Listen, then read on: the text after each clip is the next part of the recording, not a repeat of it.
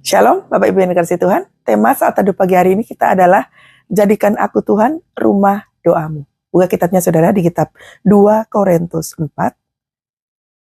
Kita belajar dari 2 ayat ya. 2 Korintus 4 ayat 18 kemudian lanjut ke pasal yang kelima ayat yang pertama. Mari kita baca sama-sama.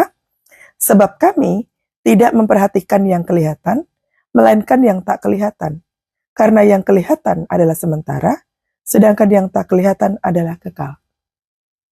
Jadi, Tuhan hendak mengingatkan kepada kita pagi hari ini bahwa kejarlah yang tidak kelihatan itu. Apakah yang tidak kelihatan itu? Hadirat Tuhan, kerajaan Allah, iman, pengharapan dan kasih, kualitas kita sebagai seorang pengikut Kristus. Itu yang tidak kelihatan. Paulus mencoba mengingatkan kepada kita tentang ayat ini bahwa tidak memperhatikan apa yang kelihatan.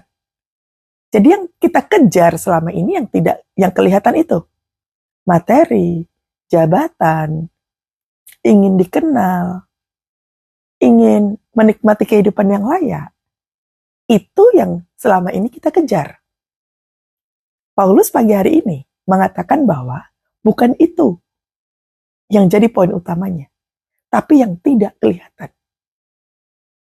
Hadirat Tuhan, itu penting. Kerajaan Allah hadir dalam rumah kita, itu penting. Melatih diri dalam iman, pengharapan, dan kasih. Itu yang harus kita lakukan. Bagaimana kita menjadi seorang murid Tuhan yang memiliki kualitas yang dahsyat. So, ketika orang sedang mengalami satu kesusahan kehidupan, yang kita pikirkan biasanya berbentuk materi, ingin semuanya kembali. Nggak salah, kita bekerja, kita berusaha, kita belajar banyak, nggak salah. Tetapi yang perlu kita tekankan di sini adalah yang menjadi fokus kita. Karena kalau fokus kita salah, kita mengejar yang nyata itu tadi tuh, yang kelihatan itu tadi tuh, maka kemuliaan Tuhan tidak akan pernah kita bisa rasakan. Kita nggak ngerti hadirat Tuhan seperti apa. Kita nggak tahu bagaimana caranya mendengar suara Tuhan. Kita tidak tahu rasanya on fire, menyala-nyala. Kita nggak tahu untuk apa ada api Tuhan dalam keluarga kita, dalam rumah tangga kita, dalam rumah kita secara fisik. Penting sekali hadirat Tuhan. Nah, apa kaitannya dengan rumah doa? Coba ayat berikutnya.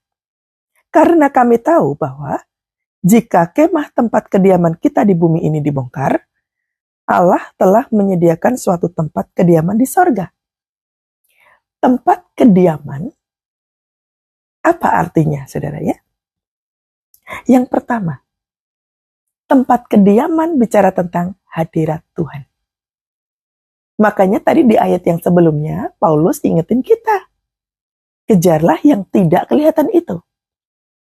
Agar supaya kemah, rumah, fisik kita ini ada hadirat Tuhan. Saya mau tanya kepada saudara. Kira-kira dalam rumah kita itu ada Tuhan gak sih? Di dalam rumah kita ada hadirat Tuhan tidak?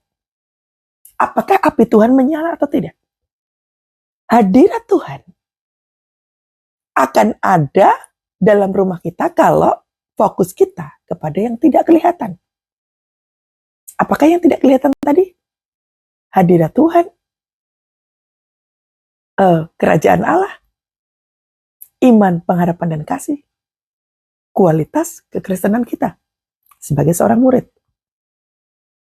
Nah, hadirat Tuhan harus ada dalam rumah kita.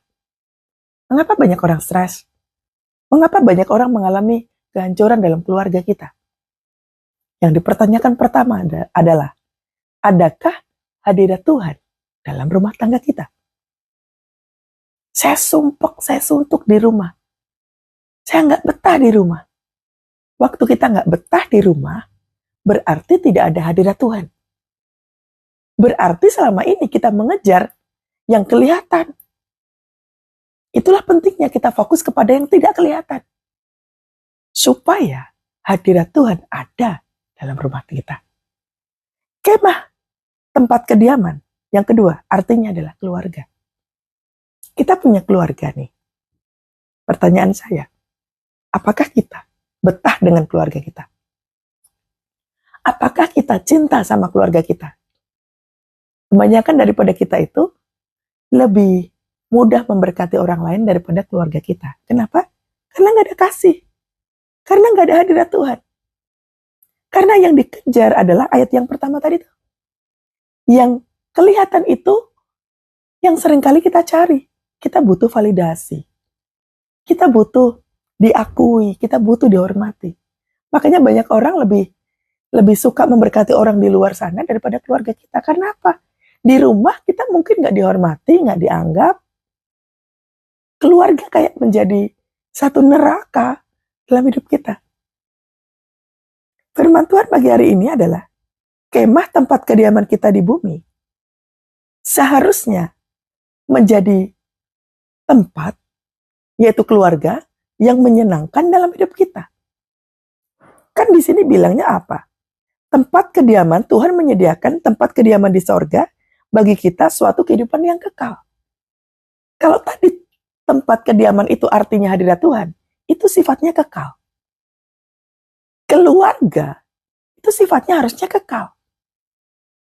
Kalau fokus kita benar, seharusnya kita menjadi orang yang sangat memprioritaskan. Yang pertama tadi hadirat Tuhan, yang kedua, keluarga. Kita nggak butuh validasi di mana-mana. Kita nggak perlu cari teman di luar sana, cari kasih di luar sana. Kalau fokus kita benar, maka keluarga akan menjadi tempat yang paling indah. Tapi bagaimana Bu, kalau kami bercerai? Pasangan yang bercerai, balik lagi di ayat yang pertama. Engkau harus merubah cara hidup, mengejar yang tidak kelihatan itu. Hadirat Tuhan harus kau hadirkan. Kerajaan Allah harus kau hadirkan. Engkau harus membangkitkan iman, pengharapan dan kasih. Engkau harus mau dimuridkan. Sekalipun keadaannya timpang dalam keluarga kita, hadirkan itu terlebih dahulu dalam rumah, supaya ada perubahan hidup. Sehingga di dalam keluarga itu, kita akan menemukan satu kebahagiaan, yaitu yang sifatnya kekal. Makanya api Tuhan di dalam rumah kita harus terus menyala. Makanya fokuslah kepada yang tidak kelihatan itu. Seringkali kita sibuk. Seringkali kita mengutamakan kepentingan-kepentingan yang lain. Padahal prioritas yang pertama, kalau kita tahu dalam 10 perintah Allah, mengasihi Tuhan dengan segenap hati, dengan segenap jiwa, berarti prioritas kehidupan kita adalah Tuhan. Pertanyaan saya adalah, apakah setiap hari Tuhan menjadi prioritas? Apa yang kita lakukan kalau Tuhan menjadi prioritas? Bangun pagi-pagi. Lalu, kita fokus kepada yang tidak kelihatan itu. Yaitu, hadirat Tuhan. Yaitu, menghadirkan kerajaan Allah. Yaitu, membangkitkan iman, pengharapan dan kasih. Lalu, kita jadi murid kekristenan yang berkualitas. Itu yang seharusnya kita bangun tiap hari. Supaya kemah itu bersifat kekal. Hadirat Tuhan, lalu kemudian apa? Keluarga. Jadi ketika kita mengalami satu keluarga yang tidak berbahagia, kita cek dulu. Selama ini kita menghabiskan waktu untuk yang nyatakah atau yang tidak nyata? Seperti yang Paulus katakan di ayat yang pertama tadi. Apakah ada api Tuhan? Nah, sekarang kita lihat. Kemah, tempat kediaman yang ketiga, artinya adalah ketenangan hidup. Selama ini kita kejar materi atau ketenangan hidup. Karena orang-orang selalu beranggapan bahwa uang adalah segalanya. Pada kenyataannya, yang konseling sama saya banyak orang kaya. Artinya bahwa uang bukan segalanya, tidak bisa membeli kebahagiaan. Uang tidak bisa membeli kesehatan. Uang tidak bisa membeli ketenangan hidup. Karena sekali lagi ketenangan hidup baru kita bisa peroleh kalau fokus kita kepada yang tidak nyata itu tadi, yaitu hadirat Tuhan, yaitu kerajaan Allah. Kenapa waktu kita berdoa, tiba-tiba ada damai sejahtera, ada sukacita, tiba-tiba hati kita jadi adem, jadi tentram. Karena apa? Karena hadirat Tuhan ada dalam kita. Api Tuhan lagi kita nyalain. Pentingnya bangun pagi-pagi. Supaya apa? Ketenangan hidup itu terus menyala terus, Pak, Bu. Ya. Ketenangan hidup itu harus kita kejar. Karena itu sifatnya kekal. Makanya Tuhan harus jadi prioritas. Keluarga menjadi urutan yang kedua. Kalau dua ini kita lakukan dengan benar, maka kita akan beroleh ketenangan hidup. Sekalipun mungkin katakanlah kau ditinggalkan pasanganmu. Atau sekarang keadaanmu lagi ancur-ancuran. Berbalik arah, saudara. Dari apa? Dari cara pemikiran yang salah. Carilah yang tidak nyata itu. Carilah sungguh-sungguh namanya hadirat Tuhan. Itulah kenapa saya selalu katakan, jangan dikit-dikit cari hamba Tuhan. Minta didoakan boleh, tapi jangan jadi suatu kebiasaan. Sebab jika tidak, Anda tidak akan pernah belajar menghadirkan hadirat Tuhan dalam rumah. Makanya kenapa banyak orang mengalami kelemahan tubuh, seperti gampang sakit-sakitan, overthinking. Kita mengalami satu tekanan kehidupan yang seharusnya kita bisa hadapi, tapi kita jadi sakit-sakitan. Karena kita mengejar yang tidak nyata, kita mengejar yang nyata itu tadi. Pengen utangnya cepat lunas, pengen rumahnya itu balik lagi, pengen keluarga cepat pulih. Tapi kita lupa kepada sesuatu hal yang tidak nyata itu. Yang jauh lebih penting daripada sekedar rumah, uang, jabatan, posisi mungkin, pelayanan. Itu bukan yang prioritas. Bahkan pelayanan bukan prioritas. Pelayanan di urutan keempat, saudara. Banyak daripada kita suka salah fokus. Jadi yang pertama, tempat kediaman. Untuk kita bisa menjadi rumah doa, engkau harus menghadirkan hadirat Tuhan. Engkau harus bisa membuat keluarga dalam rumah kita itu menjadi satu tempat yang nyaman. Menjadi keluarga yang utuh kembali. Menjadi keluarga yang di mana-mana itu kalau kita udah beraktivitas, rasa-rasanya pengen pulang ke rumah, ketemu dengan keluarga. Itu yang benar. Bukan tempat yang aku malas pulang. Aku nginep di rumah kamu aja deh. Aku stres kalau di rumah. Berarti tidak ada ketenangan hidup. Berarti tidak ada keluarga yang berbahagia. Berarti tidak ada hadirat Tuhan. Berarti fokus kita kepada sesuatu hal yang nyata. Harus berbalik arah. Nah, tempat kediaman, kemah tempat kediaman, pengertian yang keempat adalah, apakah rumah kita secara fisik itu bisa dipakai untuk kemuliaan Tuhan? Apakah cara kita hidup bisa menjadi tempat singgah buat orang datang kepada kita? Penting Bapak Ibu, kita hidup tidak melulu memikirkan masalah pribadi. Apakah kita menjadi tempat kediaman bagi orang lain? Contoh katakanlah, kalau ketemu sama Bu Kety ini, rasanya pengen bercerita, rasanya pengen mencurahkan isi hati. Kalau ketemu sama Bu Kety ini, rasanya pengen doa bareng-bareng. Nah, itu yang dinanti-nantikan Tuhan. Jadikan aku Tuhan, rumah doamu, agar semua suku bangsa datang menyembahmu. Jadikan aku rumah doamu. Bagaimana kita menjadi rumah doa? Kalau kita nggak ada hadirat. Kalau keluarga kita ancur-ancuran. Kalau kita nggak punya ketenangan. Bagaimana orang mau datang kepada kita? Pernah dengar dengan istilah, kalau kita membawa energi positif, kita akan memberikan energi yang positif itu kepada orang lain.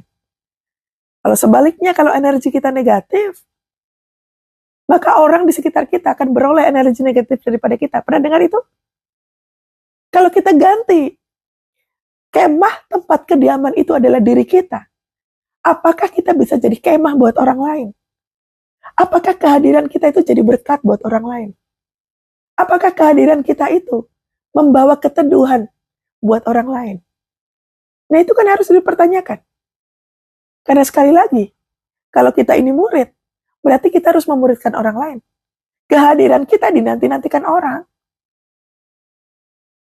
Pikirkan itu. Jangan kita hanya memikirkan kebutuhan pribadi, tapi kita lupa fungsi. Apakah hidup kita berfungsi?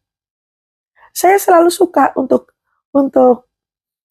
membaca firman Tuhan mengenai pohon ara yang dikutuk sama Tuhan Yesus itu. Tuhan Yesus begitu marah sekali ketika pohon ara kayaknya tumbuh, tapi nggak berbuah. Untuk apa kita punya kehidupan kalau kita nggak berbuah? Kita punya banyak kekayaan, kita punya posisi pekerjaan yang tinggi, tetapi nggak ada hadirat Tuhan, tidak ada kebahagiaan hidup, keluarganya kita nggak bahagia, hidup kita nggak tenang, dan kita nggak berfungsi buat orang lain. Sekali lagi, Paulus katakan, kemah tempat kediaman. Itu penting, sifatnya kekal. Kejarlah yang tidak nyata itu. Supaya hidup kita berfungsi. Supaya kita berbuah.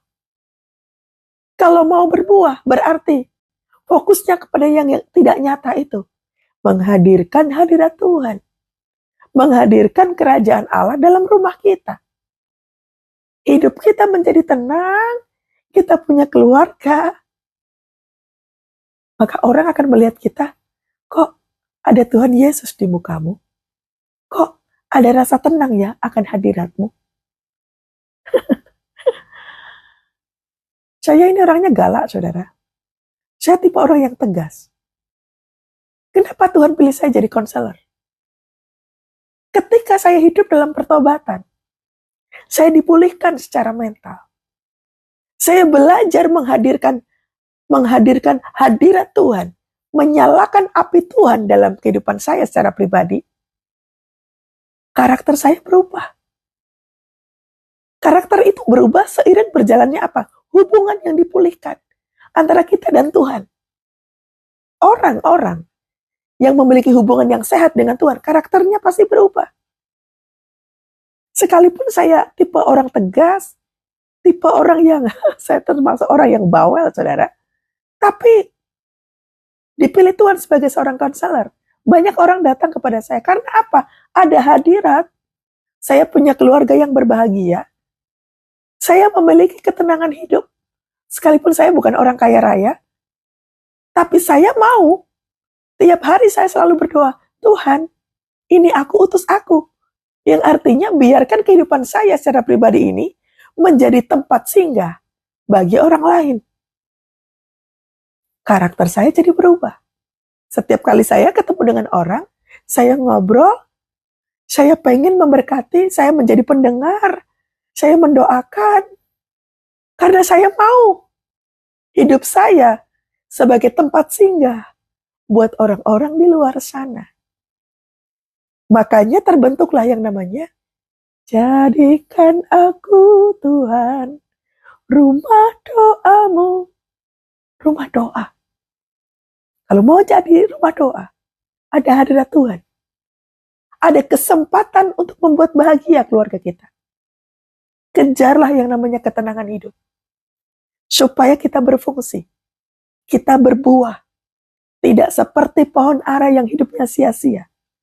Tapi kita sungguh-sungguh dipakai Tuhan dahsyat untuk kemuliaan nama Tuhan. Amin. Praktek ya. Cari yang sifatnya kekal. Tuhan Yesus berkati.